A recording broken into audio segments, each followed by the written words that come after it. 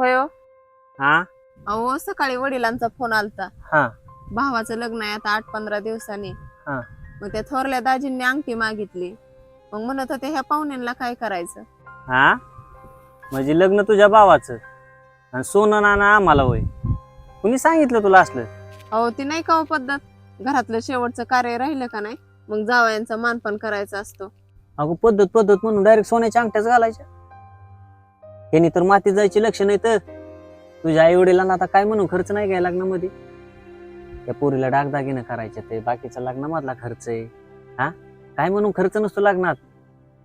आणि आमचं मान सन्मानाचा विषय राहिला. आमच्या लग्नामध्ये मान सन्मान केलाय नाही तर काय केले. आम्हाला नुसतं सोनच नाही तर सोन्यासारख्या बायका दिल्यात की त्यांनी. तरी पण अजून आम्ही तुमच्याकडनंच अपेक्षा ठेवायच्या ती माझ्या बुद्धीला अजिबात पटत नाही. अजिबात मला काय नको म्हणावं त्यांना. काय करा उलट तू ना लग्नाला आहे ना 4 ना 8 दिवस त्यांच्याकडे अगोदर जा आणि जातानी आहेर घेऊन जा. अजिबात आपल्याला काय त्यांना मागायचं नाही. आपल्याला आहे ना लग्नाला गेलं अक्षदा टाकलं की माघारी यायचं. त्यांना फक्त एकच सांगायचं तुमचं प्रेम आणि आशीर्वाद आमच्या पाठीशी राहू द्या. आम्हाला कसल्याच गोष्टींची कमी नाही. पोरगी तुम्ही शेतकऱ्याला दिली मला आणि आम्हाला काळे आई कधीच कमी पडून देत नाही. खरंच की हो, असे समजूतदार लोक असल्यावरती सगळे सुखात राहतील ना हो.